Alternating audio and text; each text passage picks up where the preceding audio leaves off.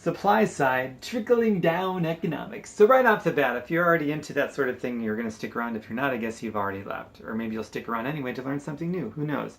So the supply side trickle down economics, that basically says if you let the largest income claimers just give them the option of, not paying any taxes at all, then they're going to trickle down all this money that they have that was never taxed, and they're going to spread it around so all the workers, people at the bottom of the food chain, are going to benefit from that and have higher wages, and everything's going to be hunky-dory. Well, there's one big, massive problem with that, and then I'll give you real trickle-down economics that actually works right after. So the problem is, it's already historic and present, which gives us a trajectory going into the future. What's historic and present? That is the supply side trickle down economics. It's already shifted the majority of the wealth of the richest country in the world, the USA, to the richest people in the USA, and they're sitting on it right now, historically and presently. It's not trickled down. It hasn't. It's not right now. Therefore, it's not going to into the future. That is the trajectory for the future. So that's how we know the proof is already in. It's not wait and see. It's historic and it's present at the same time, which sets a trajectory into the future. When you give the richest people in the world, the largest income claimers, I should say, give the largest income claimers in the world an option of reinvesting it and trickling it down and this and that, or pocket it, they're going to pocket it. Okay, so let's see. Trickle it down, disperse it evenly amongst other people, your workers, so they benefit, or pocket it.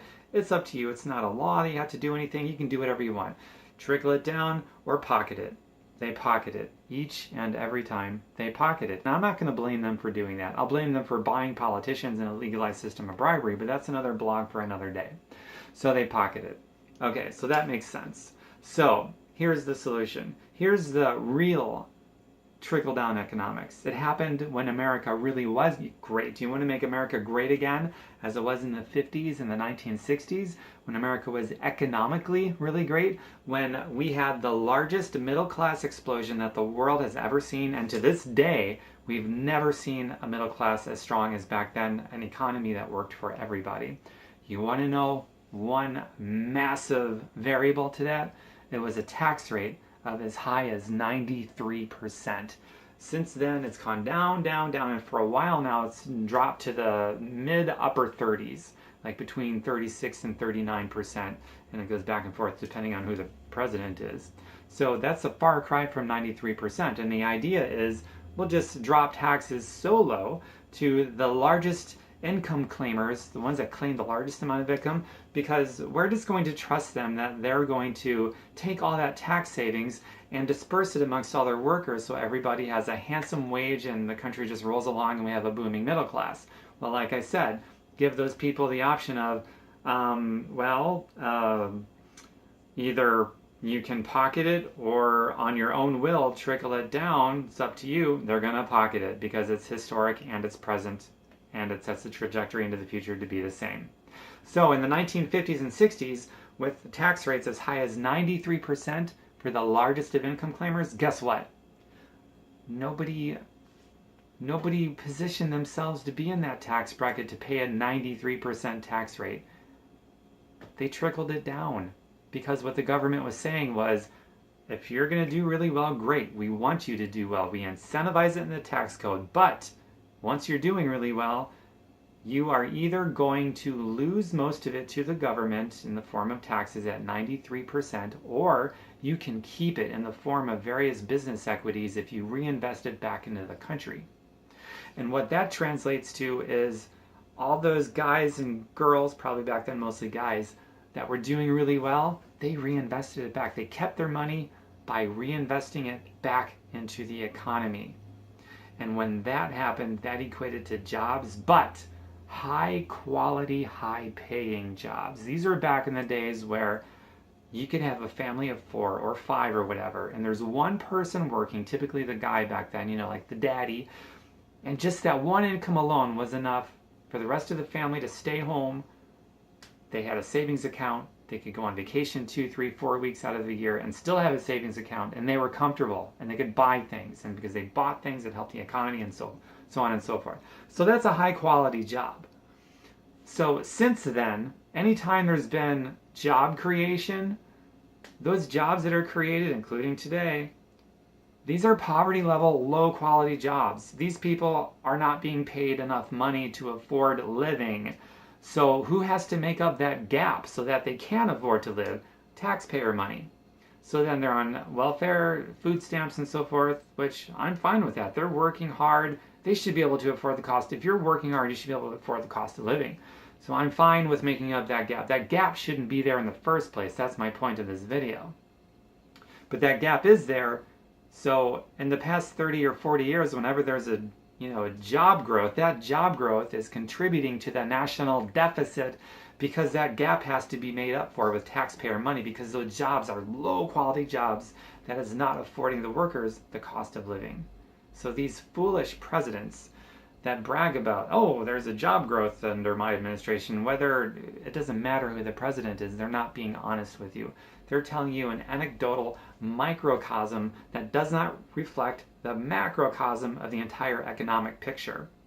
So when I hear job growth, I want to hear, for a change, high quality, high paying wage and salary job growth. So high that it covers the cost of living and no longer drives up the national deficit. So that's real trickle-down economics. You tax the biggest income claimers up to 93%, and they're going to be incentivized to do well and to keep their money by reinvesting back into their own country. So they keep their money in the form of various business equities, which translates to more high-paying, high-quality jobs that doesn't have a gap that has to be made up for by taxpayer money. So there you go.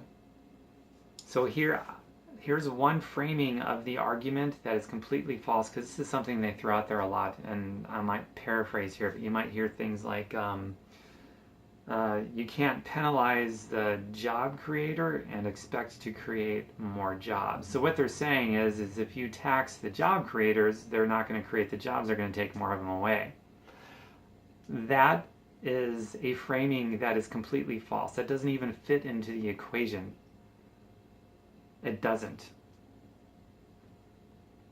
The framing, as it's empirically and objectively true, is you tax the largest income claimers at a rate of 93%.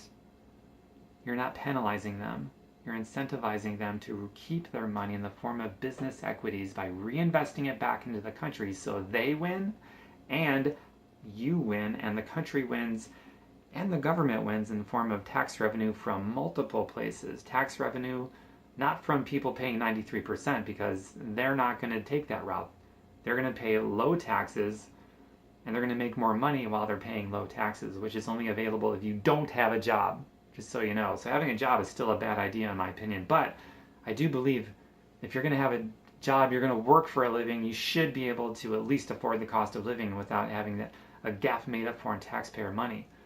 But the whole trickle-down economics thing, it doesn't work because you're basically saying, hey, you can, if you're going to make a ton of money, great. You can either keep it because we're going to give it all to you in tax cuts, and so you can keep it, or you can trickle it down. It's your call. So, all right, great. I'm just going to keep it and pocket it. It doesn't work. No, you say we're going to tax it up to 93%, or if you want to keep it, you reinvest it back into the country. What do? They reinvest it back in the country. We saw it in the 1950s and 60s. Now, to be fair, there is one very important nuance to make, and I'm a very nuanced guy because that's critical thinking, right? In the 1950s and 60s, our economy was not globalized like it is today.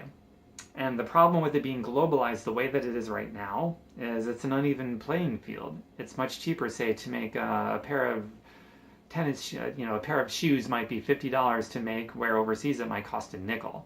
Well, obviously, all those jobs are going to go overseas and they save tons of money.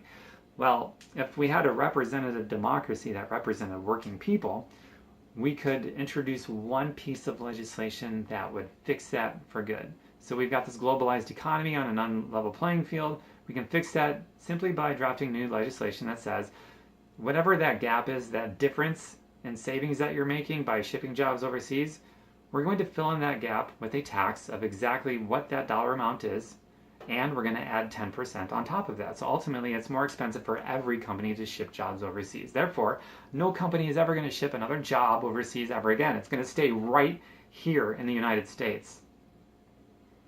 So if we do that and we go back to a 93% tax bracket for the largest income earners, well now, all that wealth is going to be concentrated and built up in the United States. And that's where we make America the economic engine that was great in the 1950s and 60s. You do just those two things. Make it more expensive for jobs to go overseas, so ultimately they stay here because they want to make money. That's fine. And 93% tax rate for the largest income claimers. Between those two things, every worker in America and every business owner, big, little, small, and every worker, everybody in between, and the government, it's a win-win-win. We can even pay down the national debt. It's just a matter of simple numbers. It's easy math. I got a D in math when I was in grade school, and even this I understand. It's so simple. So don't be fooled by that trickle-down economic stuff anymore. It doesn't work the way they presented it, and again, it goes to a historic and present fact, which also sets the trajectory for the future. Give a person a choice, you keep it or trickle it down. I'm going to keep it. I'm going to pocket it. That makes sense. It's fair enough. Of course I'm going to pocket it. Why not? Or 93% tax rate, or you reinvest it back into the economy. Nobody's going to opt for the 93% tax rate. They're going to invest it back. They're going to invest it back, just like they did in the 1950s and 60s. So, there you go. TomBurkenmeyer.com is my website. I don't typically do these kinds of posts. They're mostly on health, healing, and financial freedom and business development. But once in a while I'll do one on the economy, and I might even touch politics.